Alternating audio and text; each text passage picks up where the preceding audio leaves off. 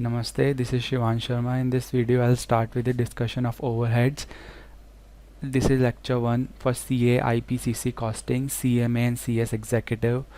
I'll start with the introduction, then I'll move to the distribution of overheads, जिसमें हम शुरू करेंगे classification, then I'll move to the allocation, apportionment, absorption, then to the third part which is machine hour rate, then miscellaneous topics. So I'll start with the introduction. उसके बाद हम distribution सीखेंगे which is the most important part. इसके बाद third part is next most important.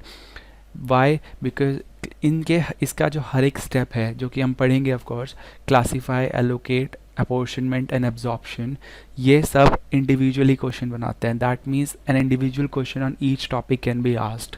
So distribution is such a vast topic कि इसके लिए आपको पूरा पढ़ना पड़ेगा, and if all the topics are combined, it can create a question of 12 marks or up to 16 marks if it gives certain details of machine hour rate or something else. But individually it can create a question up to 12 marks. Machine hour rate is also important and इसका question बहुत frequently पूछा जाता है. That can create a question of direct 8 marks. इससे छोटा question आएगा ही नहीं इसका. Point 2 and point 3 are so important कि ये 85 से 90% के बीच में कोर्स कवर कर लेते हैं, एंड रिमेनिंग इज 10% ओनली. मैंने कुछ चीज़ें साइड में ब्लू में लिखी हैं that we can only understand when, जब हम उसको करेंगे. तो इसके लिए मैं आपको बता रहा हूँ कि यहाँ पे एक चीज़ और लिख लीजिए which is for cost centre, and इसके लिए लिखिए for product and services which can be cost center as well, but यहाँ पे specify करने के लिए ये चीज़ लिख लीजिए, एंड जब हम पढ़ेंगे इसको तब समझेंगे. हमेशा जो भी मेरे से पूछता है how to crack CA exams, then I give them a short mantra that is you prepare on the basis of exam pattern plus you prepare on the basis of practical questions, even if it is a theory question, unless you are doing ITSM, and you keep the bird's eye view of syllabus. And when you are doing the individual chapter, then you need to keep in mind कि क्या important है, क्या important नहीं है, क्या आना है, क्या नहीं आना, इतना कर ले तो कितना होगा. That is called the bird's eye view. And मेरे हर lecture में you will find directly or indirectly a bird's eye view of the topic that I would discuss with you. इससे बढ़िया वीडियो आगे पीछे करें, you can directly go to my website and scanned copy आप वहाँ से download कर सकते हैं. I'll show you क्या मिलेगा आपको मेरी वेबसाइट पे.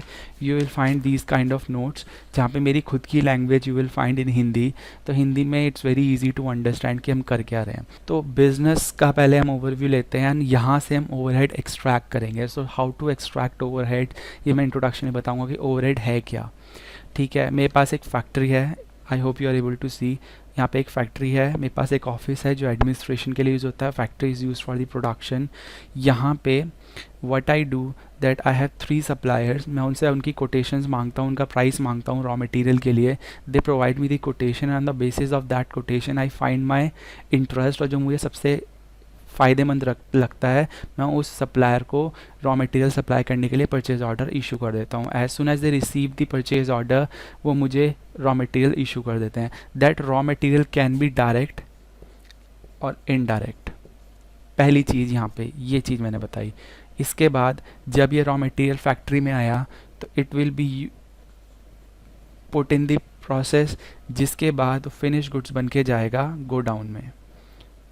ये अलग बात है कि वो फैक्ट्री से ही सेल हो जाए तो, बट नॉर्मली वो गोडाउन में जाएगा जहाँ से वो सेल हो जाएगा. तो हम सेल कर देंगे बायर 1 को, बायर 2 को, and it may be distributor company. I will call it selling and distribution function.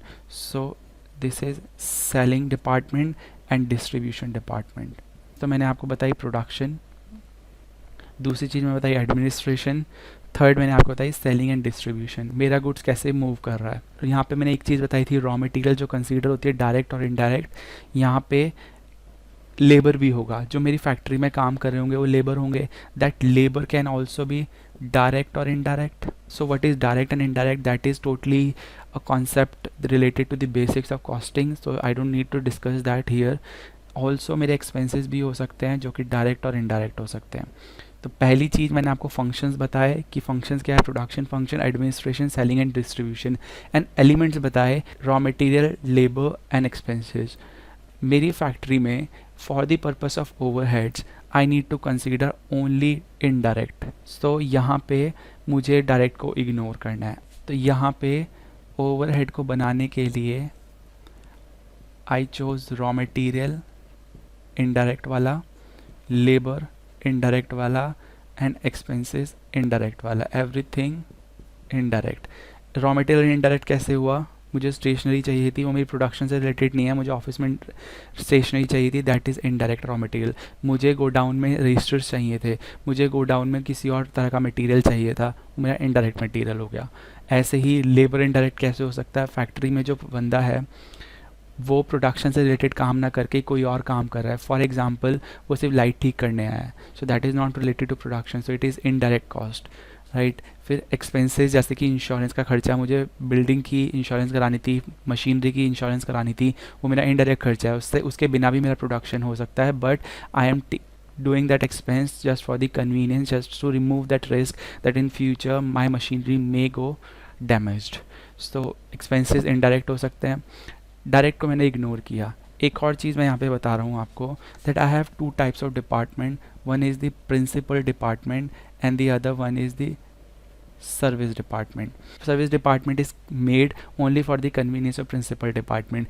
तो डिस्ट्रीब्यूशन डिपार्टमेंट का सर्विस डिपार्टमेंट हो गया, ऐसे ही एडमिनिस्ट्रेशन डिपार्टमेंट का भी सर्विस डिपार्टमेंट हो सकता है, या फिर पूरी फैक्ट्री का कॉमन सर्विस डिपार्टमेंट हो सकता है। For example repairs and maintenance department, ये ऐसा डिपार्टमेंट जो हर डिपार्टमेंट में जाके रिपेयर्स करता है। इसके लिए इसका खर्चा इसकी कॉस्ट में ना ऐड होकर प्रिंसिपल डिपार्टमेंट जाएगा जिसने जितना रिपेयर्स कराया होगा। So for the sake of overheads I say that service department की डायरेक्ट प्लस इनडायरेक्ट दोनों कॉस्ट कंसीडर होंगी, and for principal department only indirect cost. ये हमने देखा ही है ऊपर कि overhead is indirect cost. This we are talking for principal department and not service department. Service department में दोनों चीज़ें जाएंगी, डायरेक्ट एंड इनडायरेक्ट। मैंने ये ओवरहेड के वक्त सर्विस डिपार्टमेंट इसलिए डिस्कस नहीं किया क्योंकि ओवरहेड जो है they are only concern with principal department, जिसमें से मुझे सिर्फ इनडायरेक्ट कॉस्ट लेनी होती है।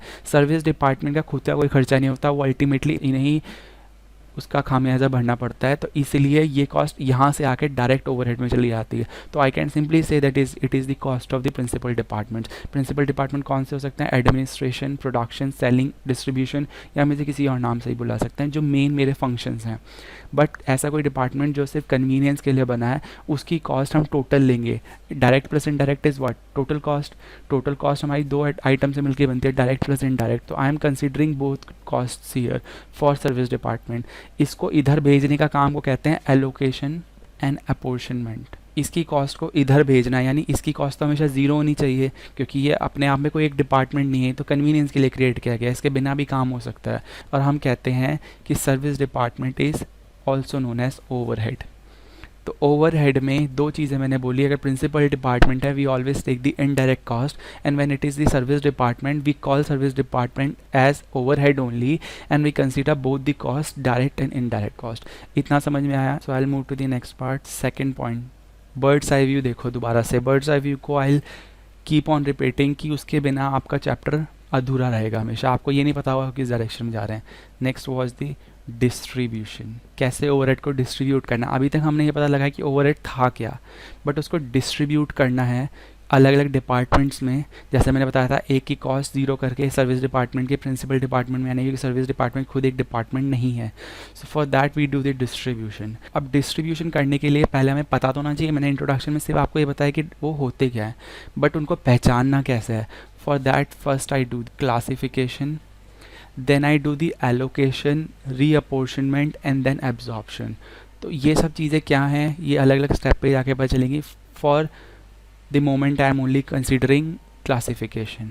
अच्छा, क्लासीफाई करने के लिए आपने इसे ऑलरेडी पढ़ लिया है। क्लासीफाई हम किस बेसिस पे कर सकते हैं? फंक्शंस के बेसिस पे, behaviour, and we can also classify on the basis of elements.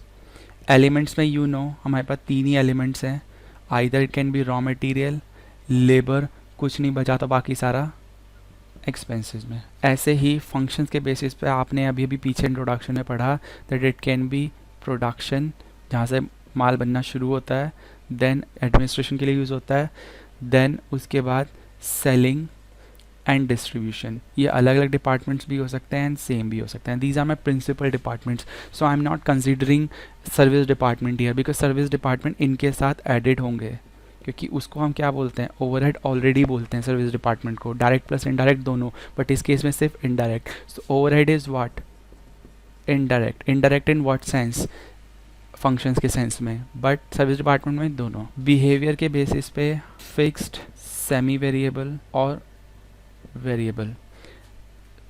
Fixed होता है जो आउटपुट के साथ सेम रहता है but in totality per unit में वो डिफर करता है। वो आउटपुट के साथ वेरी करेगा but per unit it remains fixed. मतलब मेरी per unit cost, variable cost आपको पता है ₹2 पर यूनिट हम हमेशा लिखते थे क्वेश्चंस में। वो 2 क्यों लिख लेते हैं, क्योंकि हर उस पे, हर आउटपुट पे सेम रहनी है, तो पर यूनिट में वेरिएबल कॉस्ट हमेशा सेम रहती है। बट कभी आपने फिक्स कॉस्ट के लिए पर यूनिट देखी है? नहीं, उसमें हम सीधा ही लिखते थे 2 लाख, क्योंकि वो फिक्स रहती है टोटलिटी में, नॉट पर यूनिट। तो उसकी पर यूनिट निकालनी होती तो हम आउटपुट देखते थे कितने आउटपुट पे कितनी बनती है, वो हम सारे आउटपुट के लिए जनरलाइज नहीं कर सकते। यहाँ पे वो फिक्स रहते हैं, जैसे यहाँ पे जनरलाइज कर लेते हैं, बट हम कभी ये नहीं कहते कि सारे आउटपुट के लिए वेरिएबल कॉस्ट फिक्स ही रहेगी, क्योंकि वो टोटलिटी में फिर वेरी कर जाती है। और सेमी वेरिएबल दोनों का मिडवे है। ये आपका बेसिक्स था कॉस्टिंग का। I don't need to discuss it into details because you already know how to distribute और how to segregate fixed and variable. इसका क्वेश्चन यहाँ से सबसे पहले इसी का बनता है कि आप फिक्स कॉस्ट और वेरिएबल कॉस्ट को सेग्रीगेट कैसे करेंगे, but I am not doing that question with you because I assume that you already know the basics of costing. And इसमें और इसमें क्या क्वेश्चन आ सकता है कि आपको आइटम दे दिया and they can ask to just classify that item. So classification में हमारा इतना ही था। क्लासिफिकेशन तो डिस्ट्रीब्यूशन में again go to the bird's eye view. हमने सबसे पहले क्लासीफाई किया कि हमने आइटम्स चुने कि ये आइटम्स हैं जो मेरा ओवरहेड का पार्ट बनेंगे, राइट। ओवरहेड किसने बेसिस पे बनाना है, मुझे फंक्शन के बेसिस बनाना है, तो चलो फंक्शंस के आइटम्स इकट्ठे करते हैं। बट अगर फंक्शंस के बेसिस पे बना लिया, किसी और उस पर बना लिया, then will move forward and हम अब करेंगे एलोकेशन। Allocation means distributing. हम डिस्ट्रीब्यूट ही तो कर रहे हैं, तो distribution of cost to cost centre directly. This is the main word here. ये मैंने आपको बर्ड्स आई व्यू में भी लिखवा है, डायरेक्टली। यहाँ पे allocation and apportionment same word लगते हैं but they are not same. English में you can use them interchangeably but इनका कॉस्टिंग में मीनिंग अलग अलग आता है। तो डायरेक्टली मीन्स इसका मतलब क्या हुआ, बहुत ईजी है कॉस्टिंग, बहुत कॉमन सेंस पे भी चलती है कभी कभी। तो डिस्ट्रीब्यूशन ऑफ कॉस्ट, कोई भी कॉस्ट का आइटम है जो मुझे डायरेक्टली पता है कि वो डिपार्टमेंट ए का खर्चा है, तो मैं डिपार्टमेंट ए को ही दूंगा ना। I can not say that it can go for department P Q R, no it can not go. Department B जो है does the requisition of material, तो सप्लायर ने डिपार्टमेंट बी के नाम पे एक बिल काटा जिसमें सिंपल लिख दिया कि 20,000 का खर्चा है and it belongs to department B. और डिपार्टमेंट बी नहीं भी लिखा तब भी हमें पता है रिक्विजिशन कौन कर रहा है, डिपार्टमेंट बी। उसके अलावा किसी के पास वो पावर नहीं है, तो दिस खर्चा will directly go to department B. तो एंड में जब हम टोटल ओवरहेड निकालेंगे we would know that this खर्चा बिलोंग्स टू डिपार्टमेंट बी।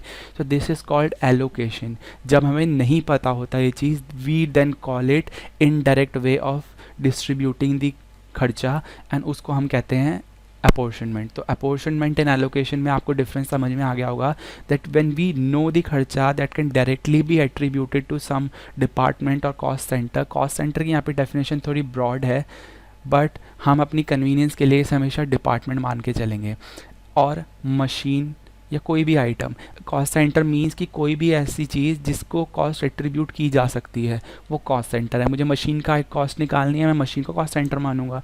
मुझे एक पर्सन को कॉस्ट सेंटर मानना है, मैं उस पर्सन को भी कॉस्ट सेंटर मान सकता हूँ अगर मुझे उसकी कॉस्ट निकालनी है। फॉर एग्जांपल एम्प्लॉय कॉस्ट, ठीक है। तो डिपार्टमेंट हम यहाँ पे कन्वीनियंस के लिए मान के चलेंगे कि कौन सा डिपार्टमेंट, क्योंकि फंक्शंस वगैरह के बेसिस पे हम क्लासीफाई करके चल रहे हैं, तो will assume cost centre as department. तो you can read it as distribution of cost to the department directly. So कोई भी डिपार्टमेंट को खर्चा डायरेक्टली जा सकता है, that is called direct, that is called allocation.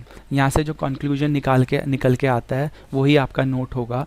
तो यहाँ पे मैंने आपको नोट 2 समझ लिए, नोट 1 वो सर्विस डिपार्टमेंट वाला था but I again tell you note 1 ही कर लीजिए इसे।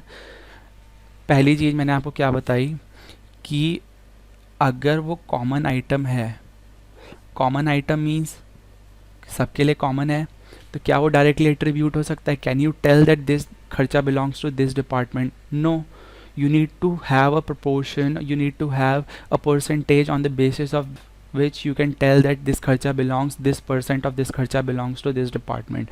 So वो apportionment होती है, वो indirect वो हुआ, डायरेक्टली आप नहीं कह सकते, आपको परसेंटेज की किसी बेस की ज़रूरत पड़ेगी।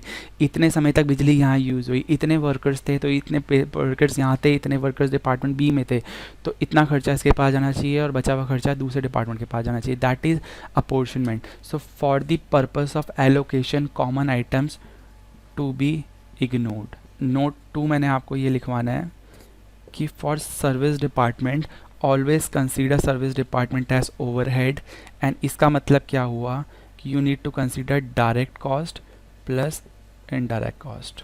एलोकेशन में क्वेश्चन करना है मुझे, मेरे पास 3 डिपार्टमेंट है, P Q and R is my service department. Okay, मेरे पास डायरेक्ट मटेरियल जो है वो है rupees 9 lakhs and rupees 6 lakhs and rupees 50,000, क्योंकि सर्विस डिपार्टमेंट को शायद कम ज़रूरत पड़े for P Q are respectively. Indirect material rupees 60K, rupees 90K, rupees 10K। Direct labour department P का है 4,000, डिपार्टमेंट क्यू का है 0, एंड इनडायरेक्ट लेबर जो है वो है रुपीज़ 5,000। ऐसे ही आपका इनडायरेक्ट एक्सपेंस जो है पी क्यू के लिए है, एंड इनडायरेक्ट एक्सपेंस एक और है रुपीज़ 50,000 का। You need to allocate it, allocate यानी अभी सिर्फ डायरेक्ट वाला खर्च वो करना है। तो 3 डिपार्टमेंट बनाते हैं यहाँ पे। डायरेक्ट मटेरियल, डायरेक्ट मटेरियल क्या यहाँ पे आएगा? ये प्रिंसिपल डिपार्टमेंट है। रिमेंबर, प्रिंसिपल डिपार्टमेंट में सिर्फ कौन सी cost? Indirect cost. And R के केस में जो सर्विस डिपार्टमेंट है सारी कॉस्ट। तो ये और ये तो मुझे लेनी नहीं है। Why? Because these are the principal departments and I need to ignore it here. ऐसे ही डायरेक्ट लेबर को यहीं से उठा लेते हैं, इग्नोर। ये 50,000 इधर आ जाएगा और इसमें तो दे ही नहीं रखा labour. Indirect material, indirect material आपको दे रखा है 60K, 90K एंड 10K, तो हर एक में जाएगा। वाई? बिकॉज इस केस में तो दोनों आते हैं, इसमें सिर्फ इनडायरेक्ट आते हैं और ये इनडायरेक्ट ही है। तो ये हो गया, ये हो गया, ये हो गया। इनडायरेक्ट लेबर, इनडायरेक्ट लेबर किसके लिए दे रखा है? ये है कॉमन, ये किसी के लिए नहीं दे रखा। So will ignore it. Note 1। Then indirect expenses, P Q के केस में क्या है? 20, 30 and indirect expenses 50। Again note 1, ignore. यहाँ पे डैश आ जाएगा, टोटल कॉस्ट में निकल के आ जाएगी 80K, this is 120K and this is 60K। So this is called allocation. जिसको डायरेक्टली डिस्ट्रीब्यूट कर सकते हो कर दो, जिसको नहीं कर सकते इग्नोर मारो। ये रूल है एलोकेशन का। सो एलोकेशन इज़ वेरी इजी। आगे चलते हैं अपोर्शनमेंट एंड रीअपोर्शनमेंट। इसमें हमें क्या डिस्कस करना है? इसमें अपोर्शनमेंट रीअपोर्शनमेंट का मतलब क्या है? वही इनडायरेक्ट डिस्ट्रीब्यूशन। सो यहाँ पे मैं इसको दूसरे तरीके से if I have to write, तो आई विल से चार्जिंग और distributing cost to cost centre on equitable basis, and in bracket indirectly. Okay, and यहाँ पे कॉस्ट के नीचे लिख लेना कॉमन आइटम्स और service department that is overhead, और इसको ब्रैकेट में you can also write down direct plus indirect. तो हमें पहले तो मतलब सीखना इक्विटेबल बेसिस का। पहली बात, आपको एलोकेशन यहाँ पे भूल जाना है, क्योंकि अब आप डायरेक्टली किसी डिपार्टमेंट पे इल्ज़ाम नहीं लगा सकते। तो you have to find by a little bit of search that कि किस डिपार्टमेंट ने गुनाह किया है। तो सबसे पहले इक्विटेबल बेसिस का मतलब समझते हैं। कोई तो बेस होगा जिसके बेस जिसको यूज़ करके मैं कह सकता हूँ कि इस डिपार्टमेंट ने गलती की है, इसका खर्चा है। तो वो मैं कैसे जज करूँगा? उसके लिए I need to prepare some principles, and I have 4 principles जिसके बेसिस पे I can tell that this department is liable to consider this cost under his head. तो ये कोई वैसे प्रिंसिपल्स नहीं है, थ्योरी का छोटा सा ही पार्ट है। इसके बाद सबसे ज़्यादा टेक्निकल पॉइंट यही है, सबसे ज़्यादा न्यूमेरिकल्स यहीं से आते हैं। तो छोटा सा पॉइंट है बट बहुत इंटरेस्टिंग है। इक्विटेबल बेसिस में सबसे पहला प्रिंसिपल आता है एक्चुअल बेनिफिट। इन प्रिंसिपल्स का बेस बहुत लॉजिकल है भाई। जिस डिपार्टमेंट ने एक्चुअल बेनिफिट उठाया हुआ, खर्चा भी उसका। I gave you the example of repairs and maintenance department, and I told you that there was one production department. If this production department has availed the benefit maximum times, तो जितनी times उसने किया है उतनी times उसको allocate कर दो। So in this thing, what we are going to do, we are going to first find a base on the basis of which we can tell that this department is liable to consider this cost under his head, and after that we'll just proportionate, and proportionate करने के method क्या है, that method will understand later on। Actual benefit समझ में आ गया? Actual benefit से नहीं काम बना। एक्चुअल बेनिफिट को आप कह सकते हैं जिसका लाभ उसकी गर्दन पकड़ो, राइट। उसके बाद आता है अगर उससे नहीं मिला, this is basically a priority order also, and इसमें हम कहते हैं पोटेंशियल बेनिफिट। पोटेंशियल बेनिफिट मतलब चोर चोर मुसेरे भाई। अगर किसी डिपार्टमेंट का लग रहा है कि दिस डिपार्टमेंट कैन बी चोर, तो उस डिपार्टमेंट पे खर्चा डाल दो।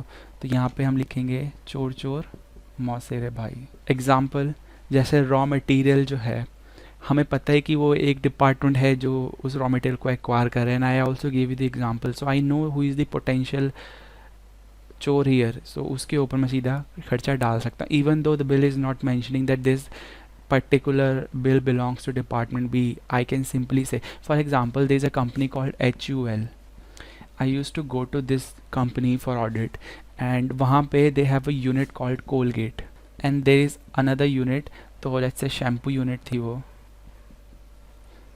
तो यहाँ पे क्या हो रहा था कि there was one bill coming, and actually such a big company that instead of putting the bill on the whole company, they prepare bill for the department, or they write HUL and then also write the department. So it's very possible that you can find the bill on the basis of department, and I'm not specifically giving this example for potential benefit, but what I'm trying to tell you here, that this bill specifically tells that this particular bill belongs to this particular unit. So I know this is actual benefit, this is not potential benefit.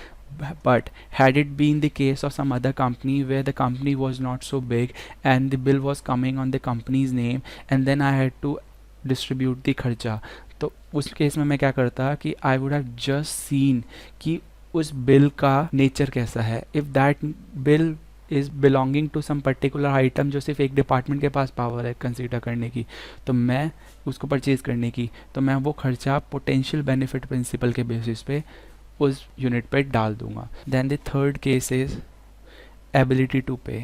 तो ability to पे में हम कहते हैं कि सगे संबंधी का मतलब कि अगर तुम्हारे पास पैसा नहीं है, तुम उसको चार्ज नहीं कर सकते, तो तुम्हारा रिश्तेदार, आपको ये लॉ में पता भी है दैट यू नॉमिनेट समवन, तो अगर आप पे नहीं कर सकते तो आपकी लायबिलिटी कौन बियर करेगा? आपका रिलेटिव। तो एबिलिटी टू पे पे भी हम, अगर यहाँ पे नहीं मिला, यहाँ नहीं मिला, तो कौन पे कर सकता है? ये यूनिट बड़ी है इससे, तो let's just put the blame on this unit. And इसके बाद लास्ट आता है सर्वे मेथड और साइंटिफिक मेथड। इसका मतलब जब कुछ नहीं बचा, even though this should look like more scientific way of finding the basis, but हम जब पता डायरेक्ट लगा सकते हैं तो हम इसके पास जाएंगे ही क्यों? तो ये टेक्निकली लास्ट में होना बिल्कुल ठीक है, लगता है सबसे ऊपर होना चाहिए बट ये लास्ट में बिल्कुल ठीक है, क्योंकि अगर मुझे पता डायरेक्टली किसका है तो why would I waste my money on survey? तो दिस इज़ कॉल्ड डिटेक्टिव या फिर जासूस। आपको बुलाना पड़ेगा, that means you need to tell someone to find the department जिसको वो चार्ज कर सकते हैं, तो आपको scientific method, statistical method use करना पड़ेगा। सो ये तो थे मेरे प्रिंसिपल। इन प्रिंसिपल के बेसिस पे I generalise and then I say that these are certain points जिन पे मुझे कुछ करने की ज़रूरत ही नहीं है, I can simply apportion the cost on basis of these points. So वो पॉइंट्स क्या हैं? वो बहुत इंपॉर्टेंट पॉइंट्स हैं, तो आपकी कॉमन सेंस लगा के they can totally tell you the wrong answer, but sometimes common sense can also work. तो let me just give you those generalised principles. तो लॉ पढ़ लिया, अब लॉ को जनरलाइज करेंगे। तो इसमें अगर आपके पास फैक्ट्री का कोई रेंट है या फैक्ट्री का कोई खर्चा है या फिर repairs and maintenance of factory है, तो बेसिकली यहाँ पे मैं जितनी चीज़ें डिस्कस कर रहा हूँ वो जनरल कर रहा हूँ फैक्ट्री के केस में। तो क्वेश्चन देखते पता चल जाएगा वो फैक्ट्री का आइटम है तो मैंने क्या क्या चीज़ें लिखवाई हैं, ठीक है। या फिर इंश्योरेंस ऑफ बिल्डिंग है, या फिर वो केस है आपका depreciation. Depreciation of what? Factory की तो बिल्डिंग ही होगी, फैक्ट्री की मशीन होगी तो हम मशीन का केस अलग से डिस्कस करेंगे यहाँ पे। तो इन सब केस में you can simply apportion on the basis of floor area. Example, 2 unit हैं, फैक्ट्री 1 एंड फैक्ट्री 2, रेंट आया 40,000 रुपये, फ्लोर एरिया है 60 स्क्वायर एंड 40 स्क्वायर। इतना मुझे नहीं पता है कितना होता है, but I am just giving you for the sake of understanding. Ratio कैसे फाइंड करेंगे? तो 60/100 जाएगा आपका F1 के केस में, एंड 40 के इंटू 40/100 जाएगा आपका F2 के केस में। तो वो बेस क्या है? That is floor area. आपको कंफ्यूज करने के लिए बहुत सारी चीज़ें दी गई होंगी एंड उसमें से आपको कौन सा चुनना है, that is a generalised form. And again I am repeating, this is generalised form, not the law. Law तो वही थे 4 जो मैंने आपको प्रिंसिपल बताए थे। तो आप यहाँ पे कॉमन सेंस लगाने की पूरी कोशिश करेंगे, बट ICI का जो पैटर्न है क्वेश्चन देने का, उसमें normally we find these kind of terminologies. तो आपको फ्लोर एरिया वहाँ पे दिख जाएगा, तो then you need to ignore other things. For example common sense का अगर मैं दूँ तो इंश्योरेंस ऑफ बिल्डिंग, अगर आपको डायरेक्टली इंश्योरेंस बिल्डिंग का पता है तो that will be called allocation, और डायरेक्ट में आप कह सकते हैं कि we know the actual benefit किसने उठाया। बट अगर नहीं पता तो फ्लोर एरिया के बेसिस पे इंश्योरेंस होगा। अगर वो भी नहीं मिल रहा, क्वेश्चन में फ्लोर एरिया नहीं दिया, तो बिल्डिंग की वैल्यू आप देखेंगे वहाँ से कितनी है, एंड उसके बेसिस पे भी आप, अगर दोनों की बिल्डिंग की वैल्यू दे रखी है तो उसके बेसिस पे भी then you can apply common sense. But I am telling you that be aware, common sense can work in one situation but it can create disaster in other. तो factory हो गया। ऐसे ही मैं मशीन का case specially discuss कर रहा हूँ क्योंकि यहाँ पे बिल्डिंग थी, तो यहाँ पे डेप्रीसिएशन ऑफ मशीन, ठीक है। इसके बाद आपका आता है इंश्योरेंस ऑफ मशीन। मशीन का भी तो इंश्योरेंस होता है, एंड यू नो ये सारे खर्चे कौन से हैं? इनडायरेक्ट। ऐसे ही आपका रिपेयर्स एंड मेंटेनेंस हो सकता है। तो इस केस में आप क्या लेंगे? इस केस में आप लेंगे cost of machinery, cost of plant and machinery, ये होगी कैपिटल कॉस्ट, ठीक है, नॉट रेवेन्यू कॉस्ट। इसके बाद अगर आपका स्टॉक आता है, स्टॉक के केस में आपका अगर इंश्योरेंस है, insurance of stock, let's say ₹50,000 का आपने इंश्योरेंस कराया, ठीक है, कि आपका स्टॉक जल गया तो आप इंश्योरेंस क्लेम कर सकते हैं। उस केसेस में you can claim it on the insured value, क्योंकि कितना वैल्यू इंश्योर कराई उसके आपके पेपर्स होते हैं। लेकिन अगर ये नहीं पता, देन कॉमन सेंस के लिए एक वेरी स्ट्रॉन्ग, मैंने यहाँ पे कॉमन सेंस का कोई पॉइंट नहीं लिखा, मैंने ये चीज़ लिखी, मैंने ये चीज़ लिखी, एंड थर्ड चीज़ मैं लिख रहा हूँ इसमें कॉमन सेंस भी साथ में लिख रहा हूँ, and that is the value of stock. और ये बहुत स्ट्रॉन्ग कॉमन सेंस है इसलिए मैं यहाँ पे लिख रहा हूँ, क्योंकि वैल्यू ऑफ स्टॉक के बेसिस पे आप प्रोपोर्शनेट कर देंगे। एंड ये वाला क्वेश्चन जो है ये अभी हम आगे करेंगे कि यहाँ पे इंश्योर्ड वैल्यू ना दे के आपको वैल्यू ऑफ स्टॉक दे रखा होगा, तो उसके बेसिस पे you will just proportionate. And ये वैल्यू ऑफ स्टॉक का मतलब क्या हुआ? That means cost of direct material और cost of what? Indirect material. कौन सा होगा? अगर डायरेक्ट मटेरियल तो डायरेक्ट के बेसिस पे, इनडायरेक्ट होगा तो इनडायरेक्ट के बेसिस पे।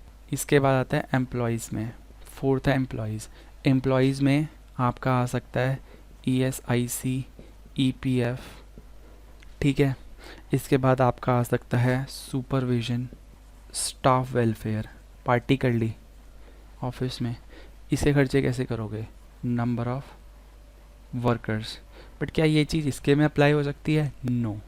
EPF ESI are always, and this is something I am saying because ये हमारे लॉ में है कि EPF ESI कंट्रीब्यूशन होता है सैलरी का, तो यहाँ पे हमेशा लेंगे वेजेस, और अगर कुछ ना कहा है तो, अगर वेजेस ना दिया है तो सैलरी, कुछ ना कहा है तो हम क्या लेंगे? वेजेस, क्योंकि EPF ESI हम लेबर में ही कंसीडर कर लेते हैं, ठीक है। लेकिन आपको पता है सैलरी एंड वेजेस में डिफरेंस होता है, डायरेक्ट एंड इनडायरेक्ट का। तो अगर डायरेक्ट खर्चा दिया है तो आप फिर वेजेस के बेसिस पे करेंगे, इनडायरेक्ट किया है तो you will go to salary. फिर आता है most important, fifth and sixth most important, you can not ignore them, and that is lightning power. Power किसी की भी हो सकती है, इसको जज करते हैं हम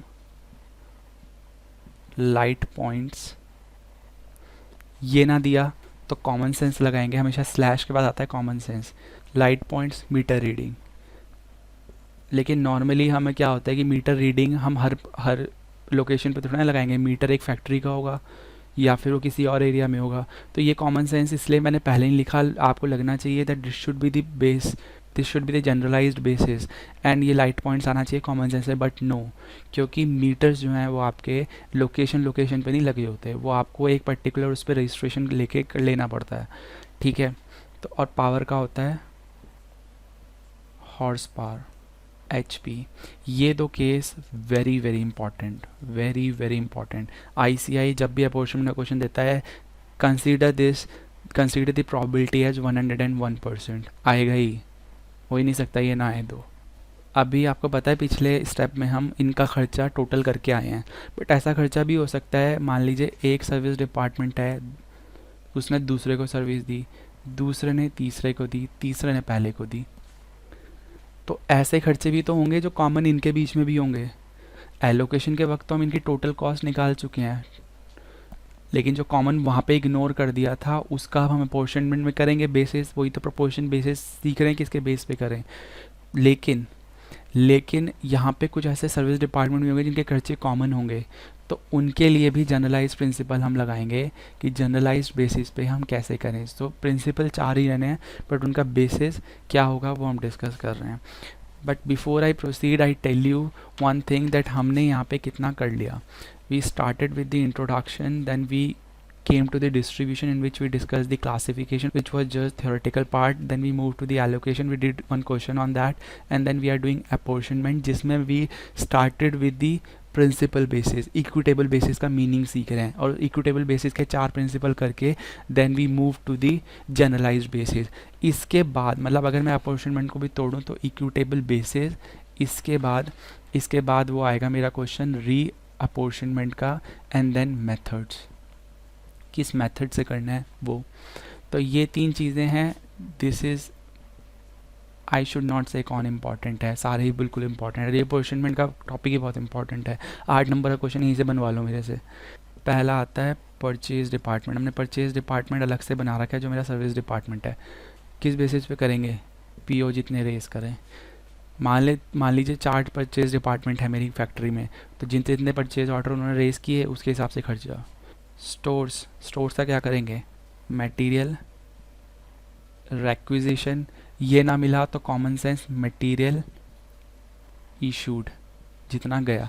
स्टोर्स होता है नॉट गोडाउन, स्टोर्स होते हैं फैक्ट्री के अंदर ही, प्रोडक्शन की जगह पे, वहाँ पे रॉ मटेरियल आया, raw material requisition, and raw material factory के अंदर WIP में कितना डला फिनिश गुड्स बनाने के लिए, दैट इज़ कॉल्ड इशू।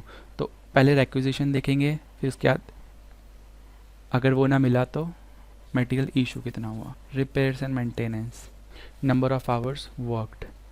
इसके बाद बहुत सारे सर्विस डिपार्टमेंट है जिनका आप नॉर्मली खुद भी जज कर सकते हैं, तो ये 3 ही मुझे डिस्कस करने थे। एक क्विकली क्वेश्चन करते हैं, उसके बाद हम सीधा इसका सेकंड पार्ट जो था वो डिस्कस करेंगे। तो डायरेक्ट मटेरियल मेरा दे रखा है, डायरेक्ट वेजेस मुझे दे रखे हैं फ्लोर एरिया दे रखा है, ये थोड़ा सा क्लमजी हो जाएगा, तो अगर आपको डाउनलोड करना है you can move to my website और वहाँ पे मैं I scan it and I put it in PDF। Apportionate करना है प्रोडक्शन फंक्शंस जो थे एंड सर्विस डिपार्टमेंट जो थे, ठीक है। इसी ऑर्डर में फिर उठाएंगे, पर्टिकुलर सा कॉलम नहीं बना रहा है। फैक्ट्री रेंट जो था मेरा, उसका बेस क्या होगा, मुझे बेस भी यहाँ लिखना है।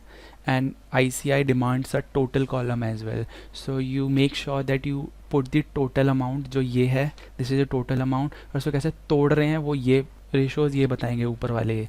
तो सबसे पहले मेरे पास जो है दैट इज़ फैक्ट्री रेंट, तो उस फैक्ट्री रेंट को आई अपोर्शनेट इन फ्लोर एरिया। तो फ्लोर एरिया, क्योंकि मैंने पीछे बताया था कि फैक्ट्री के जितने हैं फ्लोर एरिया में, तो फ्लोर एरिया टोटल कितना था 14 के, फ्लोर एरिया ढूंढो भाई यहाँ पे 5:4:3:2 इस रेशो में डिस्ट्रीब्यूट करेंगे तो कितना आएगा 5K 4K 3K and 2K, ये PQ और S&T, ठीक है। इसके बाद मेरा दूसरा था डेप्रीसिएशन। डेप्रीसिएशन के केस में आएगा वैल्यू ऑफ मशीनरी। तो वैल्यू ऑफ मशीनरी का अगर हम डिस्ट्रीब्यूट करें तो machine 50K 60K 20K and 10K, तो यानी 5:6:2:1। तो इस केस में अगर इस उसमें रेशो में डिस्ट्रीब्यूट करेंगे तो 10K 12K 4K and 2K, ठीक है। इसके बाद तीसरा आता है इंश्योर स्टॉक। स्टॉक मेरा कुछ नहीं बता रखा, डायरेक्ट इनडायरेक्ट, क्योंकि इनडायरेक्ट मटेरियल तो दे भी नहीं रखा, तो इसी का रेशियो लूँगा मैं, क्योंकि इंश्योर्ड मैंने बताया था ये चीज़ कि आएगी, क्योंकि जनरलाइज्ड वर्जन मेरा कहता है कि I should take insurance value, but insurance value दे ही नहीं रखी। तो इंश्योरेंस वैल्यू अगर इसमें रेशो में नहीं दे रखी है then I will have to move to the common sense, and इसमें मेरा मटेरियल आता है। मटेरियल की वैल्यू कौन सी लेनी है, डायरेक्ट इनडायरेक्ट, वो किस तरह का मटेरियल है वो बताना पड़ेगा उसे, कुछ नहीं बता रखा तो डायरेक्ट मानो, क्योंकि इनडायरेक्ट तो हम डिस्ट्रीब्यूट कर रहे हैं ना, तो बेसिस लेंगे डायरेक्ट के उस पर। Direct material value 4:3:2:1 350 250 50 and 50। ऐसे ही मेरा सुपरविजन आएगा। सुपरविजन मैंने किस पे बताया था, एम्प्लॉयज़ वाले में आए थे, तो number of employees except EPF ESIC वाला, उसमें वेजेस लेते हैं। तो इसमें आएगा मेरा नंबर ऑफ़ वर्कर्स, तो लिख के रब कर रहा हूँ मैं, नंबर ऑफ़ वर्कर्स, इसमें मेरा आएगा 1K 1000 500 250 एंड 250, ठीक है। ये रहा नंबर ऑफ़ वर्कर्स इसके बेसिस पे, इसके रेशो में।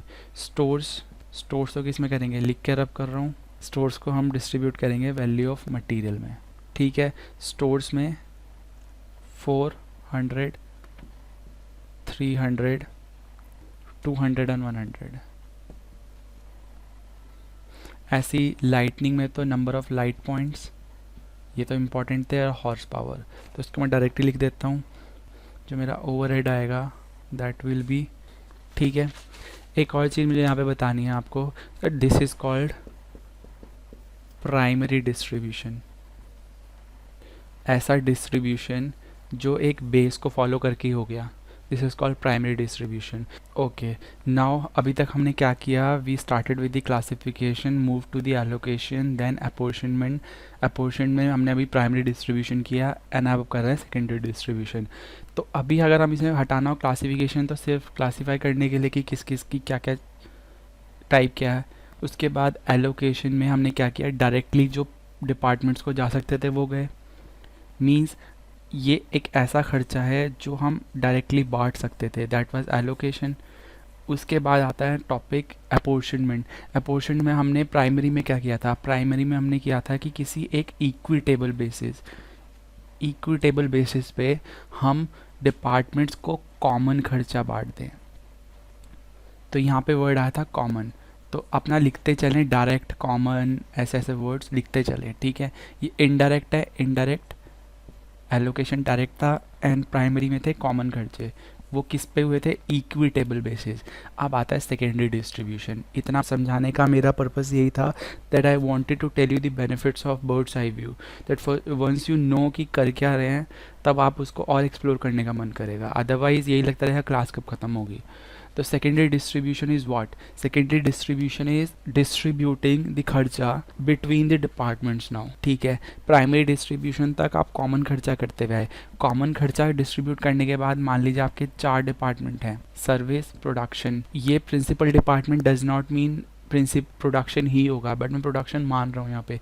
Principal can be production, administration and selling and distribution, you know that, ठीक है। तो कंफ्यूज मत होना, मैं यहाँ पे प्रोडक्शन मान रहा हूँ। तो यहाँ पे मैंने जब प्राइमरी डिस्ट्रीब्यूशन करी तो खर्चा मैंने किसी एक रेशो पे करके इक्विटेबल बेसिस पे बांट दिया। Now I know some cost of this. Allocation के वक्त कॉस्ट 1 मिली, फिर प्राइमरी के बाद कुछ एडिशन हुई इनमें, इसके बाद कुछ कॉस्ट मिली। But I know my ultimate purpose of apportioning the cost of service department is to bringing it to zero and then sending it to the principal department. That means there is one step left where I need to subtract these costs. That means to make these costs zero and then send it to here. This is called reapportionment. apportionment हो चुकी है primary में, अब उसका रीअपोर्शन हो रहा है। मतलब अब डिपार्टमेंट्स आपस में सुलझा रहे हैं आपस में खर्चे, कि मतलब तेरे पास मेरा इतना पड़ा था, तेरे पास तुझे मुझे 10 रुपये देने थे, मैंने तुझे 5 रुपये देने थे, तो ला मुझे 5 रुपये वापस दे दे, ठीक है। तो ये सुलझा रहे, झगड़े सुलझा रहे। तो झगड़े सुलझाने का ऑर्डर मैं बता देता हूँ। We always start with the service departments. पहले नौकरों के झगड़े निपटाओ। नौकरों का सिर दर्द कौन लेगा? Principal department. नौकरों ने चोरी करी, पहले अपने झगड़े सुलझाओ, कि ये लगाओ कि तूने नहीं करी, मैंने नहीं करी, पहले वो सुलझाओ, उसके बाद जो सिर दर्द है वो मैं लेने के लिए तैयार हूँ। ऐसे भी पढ़ सकते हैं। तो यहाँ पे 2 केस बनते हैं। जब सेकेंडरी डिस्ट्रीब्यूशन हो रहा है यानी between departments, between cost centres, तो यहाँ पे आई कैन टेल कि डिस्ट्रीब्यूशन सिर्फ प्रोडक्शन डिपार्टमेंट्स में होना है, और यहाँ पे दोनों के बीच में। ये वाला कौन सा केस है? P1 P2 S1 S2। हमें यहीं पे प्राइमरी डिस्ट्रीब्यूशन करने के बाद इनकी टोटल कॉस्ट पता चल गई। अब हमें सीधा यहाँ पे डालना है, तो वो केस आ गया ये वाला। आपस में इनके कोई रिलेशन नहीं है, ठीक है। सिर्फ प्रोडक्शन डिपार्टमेंट के पास जाना है, तो प्रोडक्शन डिपार्टमेंट के पास जाना तो कर दो, उसमें क्या सिर दर्द है? प्रोडक्शन डिपार्टमेंट के पास भेजना है तो भेज दो, कोई सूटेबल बेसिस पे। तो यहाँ पे एक काम आता है suitable basis, not equitable basis, ठीक है। कॉमन सेंस नहीं लगेगा यहाँ पे, सूटेबल पूरा अच्छा वो चाहिए। लेकिन अगर दोनों डिपार्टमेंट्स में आपस में समझौते करने हैं, principal and service department, that means principal 1 principal 2 service 1 service 2, इसने इसको दिया, इसने इसको दिया, इसने तीसरे को दिया। अब पहले तो इनके झगड़े समझाओ, फिर इधर लाओ। पहले क्या था, हमें पहले ही पता था किसी कितने कितने कितने खर्चे हैं। वॉल टूटी हुई थी, अभी वॉल है सबके बीच में, पहले वॉल तोड़ो, भाईचारा बनाओ, फिर आओ। तो यही चीज़ हम यहाँ पे कर रहे हैं। अगर कॉस्ट डायरेक्टली प्रोडक्शन डिपार्टमेंट की जानी है फिर तो कोई टेंशन ही नहीं है, इसको तो सॉल्व करने का कोई टेंशन ही नहीं है। तो I will not do question on this. मतलब आपको प्राइमरी डिस्ट्रीब्यूशन का डायरेक्ट इसमें डालना है, उसने कोई तरीका बता रखा होगा, आपको कर देना है इसमें सूटेबल बेसिस वो बताएगा क्वेश्चन में, और आपको डायरेक्टली कर देना है, वैल्यू भेज देनी है, इसे 0 कर देना सर्विस डिपार्टमेंट को, इसको वैल्यू दे देनी है। यहाँ पे आती है सिर दर्द। मीन्स जब एक डिपार्टमेंट ने दूसरे से, दूसरे ने पहले से, पहले ने तीसरे से, ऐसे लिए हुए होते हैं। तो यहाँ पे आते हैं non reciprocal and reciprocal basis. मतलब क्या है इन चीज़ का?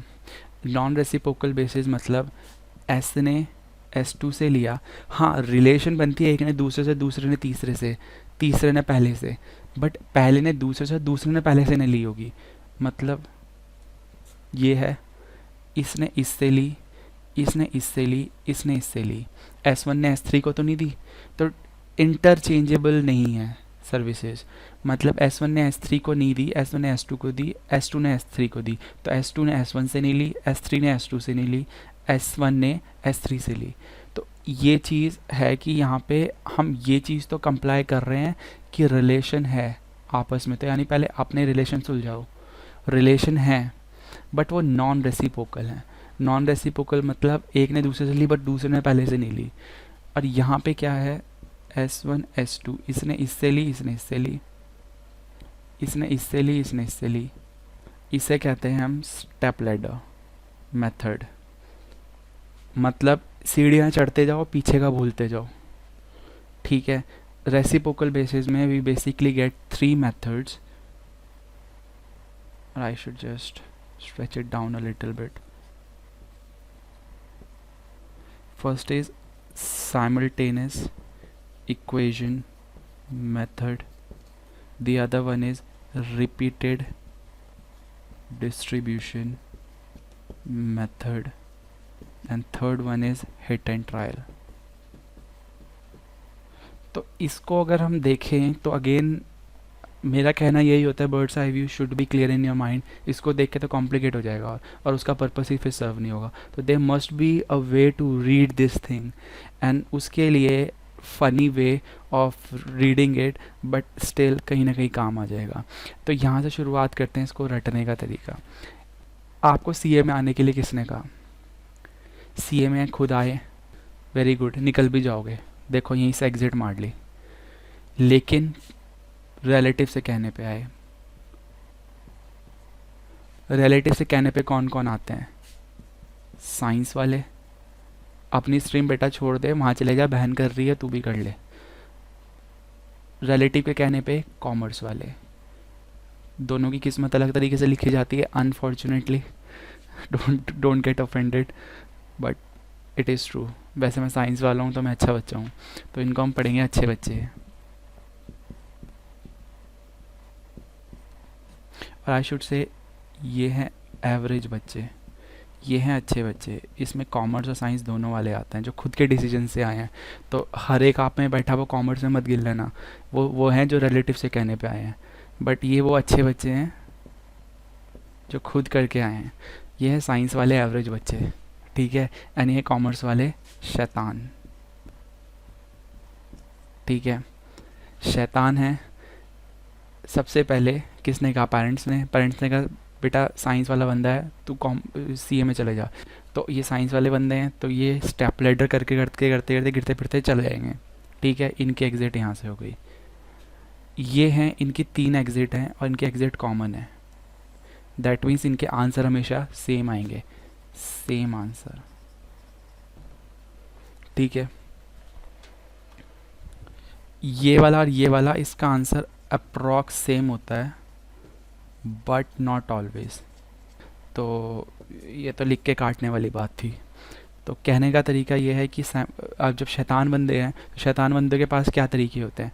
या तो साइंस ना लेने के पाप काटो, पाप को भोगो, ठीक है। नहीं तो रिपीटेटिव डिस्ट्रीब्यूशन, मतलब बार बार फेल होते रहेंगे।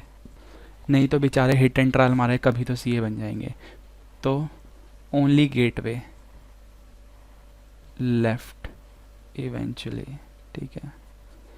तो इसको पढ़ने का तरीका, सीए में आने के लिए किसने कहा था? खुद ने, निकल जाओगे डायरेक्ट प्रोडक्शन डिपार्टमेंट। पेरेंट्स ने कहा था, कौन से बंदे हो? साइंस वाले, ठीक है, तुम भी निकल जाओगे, एक स्टेप करो निकल जाओ। कॉमर्स वाले, नहीं ऐसे नहीं छोड़ेंगे, या तो तुम्हें साइंस के पाप भोगने पड़ेंगे, या फिर बार बार तुम फेल हो गए, या फिर तुम्हें हिट एंड ट्रायल से पास होना होगा। इन तीनों में से एक, या वर्ड बोल रहा हूँ। और जब तुम किसी से भी निकलो, हालत तुम्हारी एक ही होने वाली है, ठीक है। यहाँ पे तुम पाप भोग भोग के निकलो साइंस, तब भी तुम्हारे वही हालत, रिपीटेड डिस्ट्रीब्यूशन, बार बार फेल होते रहो तब भी, एंड हिट एंड ट्रायल से जाओ तब भी, ठीक है। तो ये एक तरीका है इसको याद करने का। मैंने सिर्फ बर्ड्स आई व्यू याद करने का तरीका बताया, इन मेथड्स को याद करने का तरीका नहीं। मेथड्स तो मैं समझाऊंगा, and I think normally teachers इसको समझाते नहीं है। I will tell you how to read these methods, okay। So first we'll start with the principal department।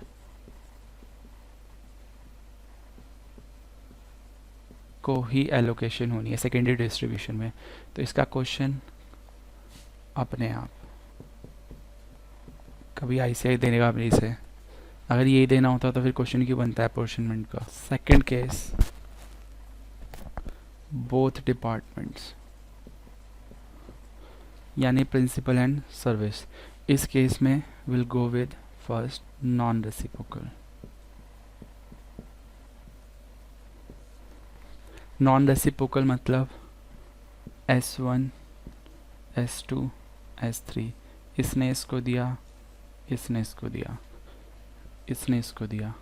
क्या S1 ने इसको दिया? नहीं। क्या इसने इसको वापस दिया? नहीं। क्या इसने इसको वापस दिया? नहीं। तो यहाँ पे ये मेथड लगेगा, ठीक है। और हर मेथड के बाद एक कॉमन ऑब्जर्वेशन में बताऊंगा कि ये दूसरे मेथड से कैसे अलग है, बट वो मैं तभी बता पाऊंगा जब हम नेक्स्ट मेथड में पहुंचेंगे। पहले का तो नहीं बता सकता ना कि अगले में ये आएगा, ठीक है। तो इसमें स्टेप फॉलो जो तुम्हें करने हैं, जनरलाइज स्टेप बता रहा हूँ, ईजी स्टेप जो पढ़ने में ईजी होंगे, वो हैं नौकरों के झगड़े सुलझाओ, ठीक है। स्टेप 2, मालिकों को बुला लो। मालिक तभी आएंगे जब अपने के झगड़े सुलझ चुके होंगे। तो it is not feasible for me to actually tell you the scientific language that is written in this method. Then what I would do, that I would simply do a question with you, and through that question it will be crystal clear to you, ठीक है। तो let me just rub it off through hand only. चलो कोई नहीं। So there are two departments, X Y, principal department, ठीक है, and इनके service department है PQR, PQR सर्विस डिपार्टमेंट, ठीक है। क्वेश्चन बनता है एक्स का जो खर्चा है, एक्स का जो एक्सपेंस है, दैट इज़ ₹53,000। ये कहाँ से आया? एलोकेशन एंड प्राइमरी से। वाई का कितना है? 7,000। पी का कितना है? 17,000। अब तुम पूछोगे पी का अगर 17 ही है तो इस 17 को डायरेक्टली प्रोडक्शन में डाल दो सूटेबल में बेसिस पे, यानी वो पहला स्टेप करके अपने डिसीजन, जो खुद के डिसीजन ये वाले बच्चे थे वो बाहर निकल के डायरेक्ट नहीं, आगे वो क्वेश्चन और कॉम्प्लिकेट करेगा कि इनके रिलेशन एक्चुअली में है। तो जब रिलेशन है तो that means you have to reapportion through some method. Q का दे रखा है 30,000 एंड आर का दे रखा है 13,000। Please note down so that I can rub it of. Percentage डाल, पहला स्टेप जो है वो इनके झगड़े सुलझाने हैं सर्विस डिपार्टमेंट के, तो इनको तो इग्नोर ही मारना है, तो इसलिए मैंने बाद में लिख दिया, ठीक है। और PQR के रिलेशन बताना है। रिलेशन किसके बताएंगे? PQR के। प्रोडक्शन के रिलेशन जो होंगे वो डायरेक्टली अपने आप हो जाएंगे क्लियर प्राइमरी में ही, बट यहाँ पे सर्विस डिपार्टमेंट के रिलेशन है तो कैसे सॉल्व करना है? फर्स्ट स्टेप, क्या ये 100 हो रहा है? यस, 100 100 100। क्वेश्चन यहीं तक था, आपको अपॉर्चुनेट करना है, कॉस्ट को रीअपॉर्चुनेट करना है एक्चुअली। तो कैसे करोगे? सबसे पहले आप ये देखो, ये क्या नॉन रेसिप्रोकल केस बन रहा है? कहीं रेसिप्रोकल तो नहीं है? देखो ये है सर्विस डिपार्टमेंट, इन पढ़ेंगे ऐसे ही क्योंकि वहाँ तो सारे डिपार्टमेंट लिखे हैं, सर्विस डिपार्टमेंट का फोकस यहीं पे किया है, तो हमें तो सर्विस डिपार्टमेंट से मतलब है। तो ये देखेंगे सर्विस डिपार्टमेंट ने किस किस को सर्विस दी? सर्विस में पी ने दी है आर को, ठीक है, क्यू ने दी है पी को एंड आर को, खुद को तो देगा नहीं, एंड आर ने दी है किसी को नहीं। तो क्या ये रेसिप्रोकल बेसिस बन रहा है? नो। कैसे? देखो, क्या ऐसे आया? नहीं। क्या ऐसे आया? नहीं। क्या ऐसे आया? नहीं। तो रेसिप्रोकल बेसिस ये है ही नहीं, तो this question has to be solved through non reciprocal basis, या फिर we call it step ladder. मैंने आपको बताया था जब मैं इसकी जनरलाइज लैंग्वेज लिखवा रहा था कि मैंने कहा था कि जनरलाइज लैंग्वेज में पहले झगड़े सुलझाओ और फिर मालिकों को पैसा दो।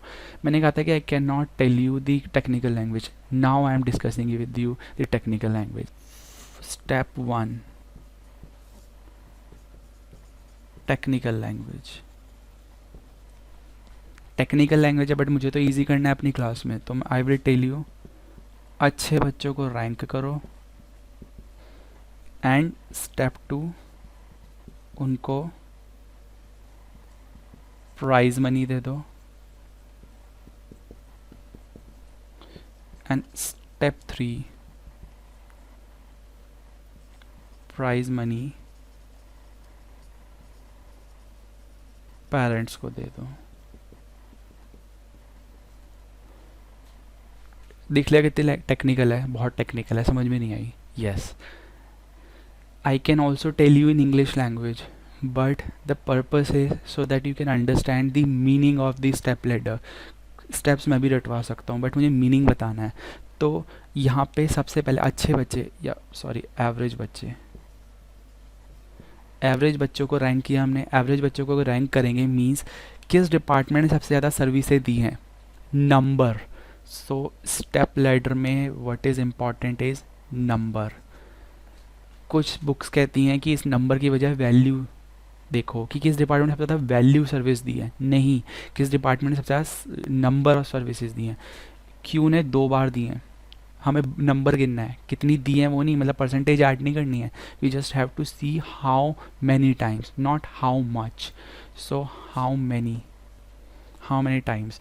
तो यहाँ पे Q is the first rank department, तो Q को रैंक 1 करेंगे। इसके बाद what is the other department, it is P of course, P ने एक ही बार दिया 2, ये नहीं बचा तो ये क्या आया 3, आर ने किसी को दी नहीं है। So number is important. सबसे पहले एवरेज बच्चों को रैंक करो, कर दिया rank. Q first, P second and R third. इसके बाद उनको प्राइज़ मनी दे दो, ये चीज़ हम आंसर में सॉल्व करेंगे। प्राइज़ मनी मीन्स खर्चे, दैट मीन्स इसका इसमें कितना बनता है, देखो ध्यान से देखो, खुद पढ़ के देखो।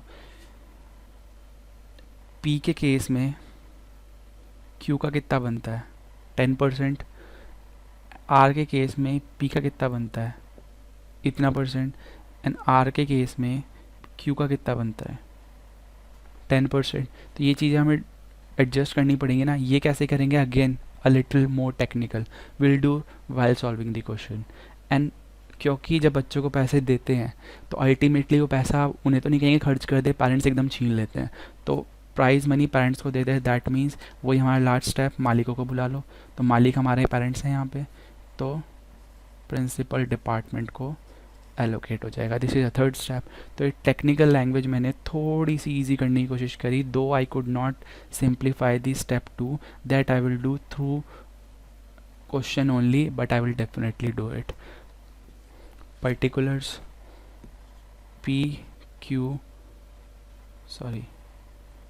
X Y P Q R. याद रखना यहाँ पे मैंने एक्स वाई बाद में लिखा था, यहाँ पे मैंने एक्स वाई पहले लिखा था। जब रेशो बनाएंगे तो ये रेशो पढ़ा जाएगा 5:3:2, नॉट 2:5:3, बिकॉज यहाँ पे X Y P Q R इस ऑर्डर में लिखा जा रहा है, ठीक है।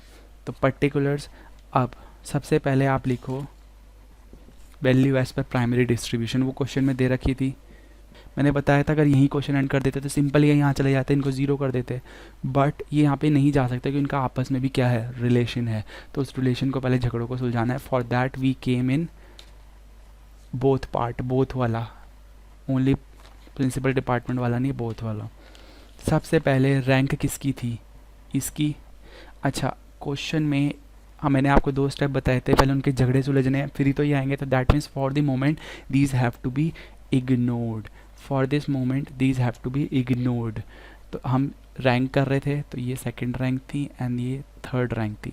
स्टेप 1 मेरा यही हो गया था, स्टेप 1 रैंक।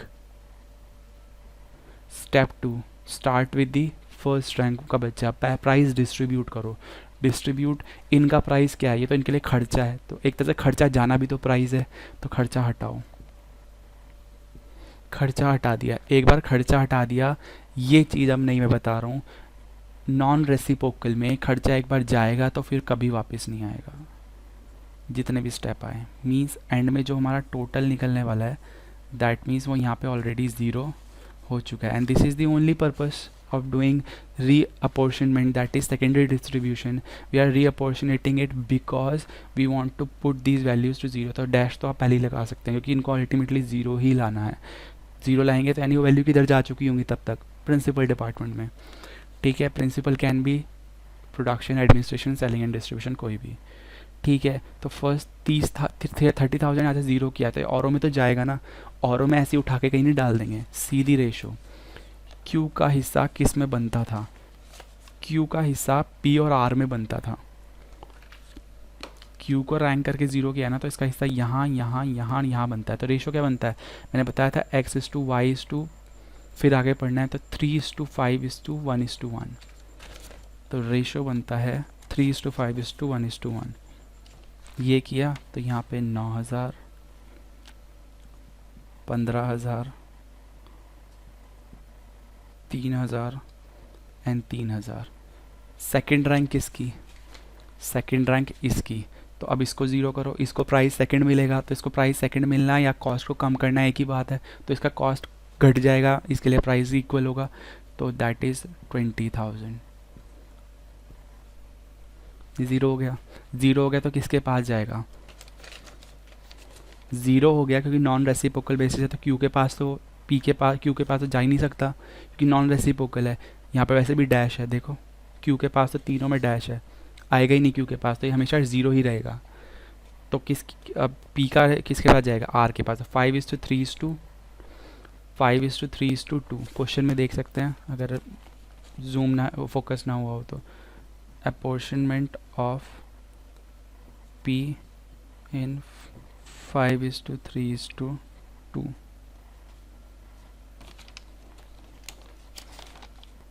और अल्टीमेटली कौन बचता है? ये। तो इसका कितना हुआ? 17, 16 और 20। इसका भी बाई चांस 20 आ गया। तो इसको किस रेशो में करेंगे? इसका तो कोई रेशो ही नहीं है, तो इसका रेशो 4:6। तो अपॉर्शनमेंट ऑफ आर इन 4:6, तो ये आ जाएगा आपका 8,000 एंड 12,000। ठीक है, तो इसका टोटल करेंगे तो ये आ गया 80,000, ये मेरा आ गया 40,000। ये मेरा ओवरहेड निकल के आ गया आफ्टर री अपॉर्शनमेंट। तो ये मेरा था क्या था? ये मेरा था नॉन रेसिप्रोकल बेसिस। तो so please share my video with your friends so that they can also come and see. तो यहाँ पे वी स्टार्टेड बाय रैंकिंग के बाद we distributed prize money and then we called the मालिक को क्या बुलाने की ज़रूरत पड़ी थी? लिटरली बताओ तो नहीं, वो तो ऑटोमेटिकली खुद ही उनके पास पैसा जा रहा था। प्रोसेस ऐसा ही चलता है। बट बोलने का तरीका ये है कि अल्टीमेटली बैलेंस किसका बचा था? प्रिंसिपल डिपार्टमेंट का बैलेंस बचा था। ठीक है, चलो आगे चलते हैं नेक्स्ट मेथड पे, that is reciprocal method. This is very important method. इसमें 3 हैं, तो रेसिप्रोकल मेथड यानी एक ने दूसरे ने पहले से।